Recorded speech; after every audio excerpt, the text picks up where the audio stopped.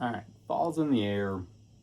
Night vision season is upon us. Spooky season coming up on. This is kind of my first full year of running some night vision stuff. A lot of trial and error. I wanted to make this because I've got my night vision carbine set up, as well as a little sub gun, the GHM9. And I know when I got started last year, kind of the learning curve felt pretty sharp, pretty steep. So I'm still deep in that, kind of climbing that curve, but I wanted to sort of show off what has worked for me through a couple classes, a couple night shoots, and a couple of night vision matches. So first off, I've got my carbine DD M4V7. It has since been converted to SBR. Put the 11.5-inch DD RISIII upper on it. I ran it with the 16-inch upper all winter last winter, and with the can, and then when you added some of the other stuff out front, it just got really, really heavy.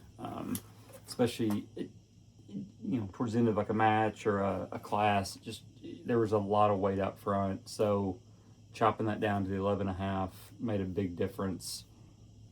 Can is a chunky boy. It is an ancient AAC 556 SD. I got it back in 2017, and at the time they were kind of on the older side. But I'm starting out here and talking about the can because, kind of in my opinion, and I think seems to be the community, you're in a night vision shoot, night vision stuff, the can helps a lot with flash. You're not getting the muzzle flash, and also just everybody else is going to have one, and don't be the only person on the range that is making a racket. If you can't get one where you live, that's fine. But we definitely suggest some sort of can. Right now, it's like we're kind of in it's like the golden age of cans. There's everybody and their brothers making them. They're 3D printed. And then obviously, end of the year, the tax stamp price goes away. So I think that's going to probably flood the market. So with the can, you're also going to need some sort of IR designator. I guess you don't have to, but again, it's something that's going to be extremely handy, and it makes for passive shooting, which is kind of key with night vision. So this one is an area that I cheaped out on a little bit. This is a Somo Gear, which is a Chinese or communist brethren made a knockoff of a PEC 14, PEC 15. It looks just like one. It's marketed for airsoft.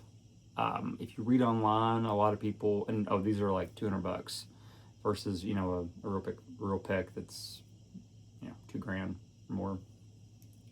Read online, seems to be you either get one that works pretty well, or you get one that won't make it past 50 rounds.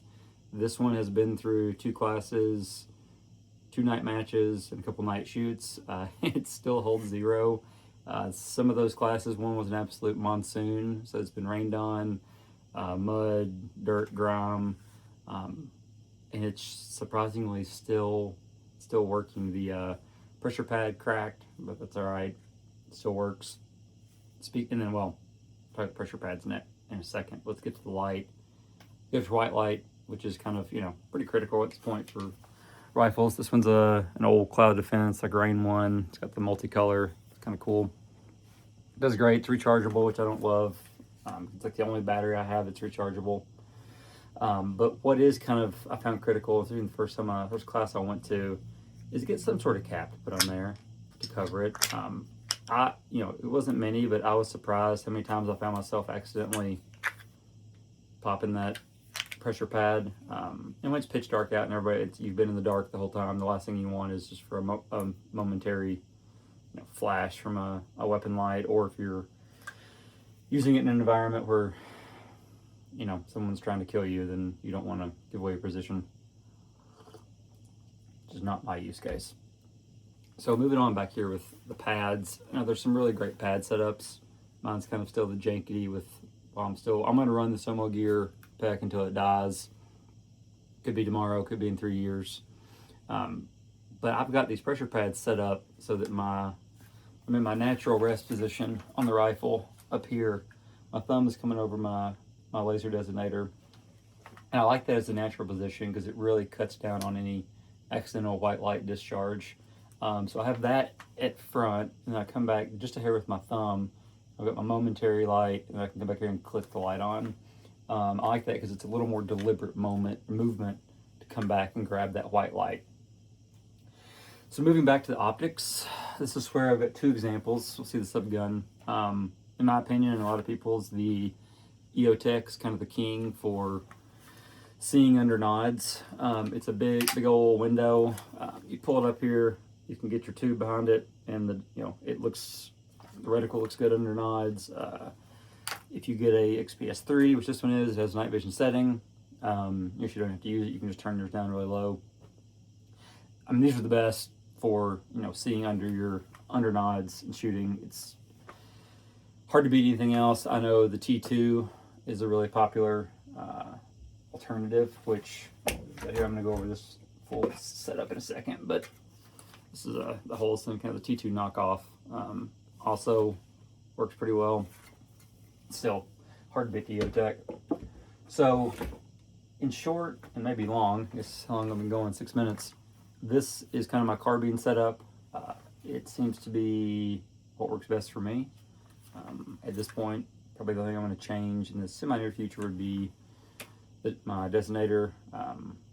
There's a couple out there that like Laser Speed, and a few that are kind of getting to be affordable and seem to work pretty well. So that'll probably be the only change on that setup. So the other fun one I kind of put together was a subgun night vision. It's a B&T GHM9 RIP. They're not going to import these anymore. It's a shame. So same thing.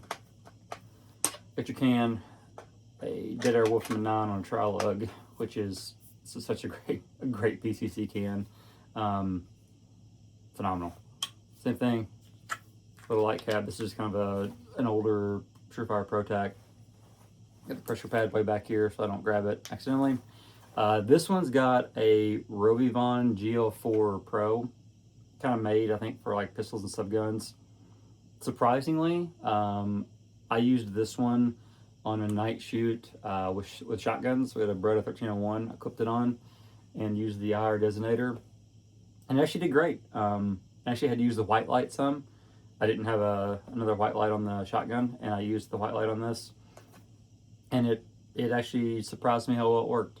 Threw a fresh battery in before we started, and she ripped.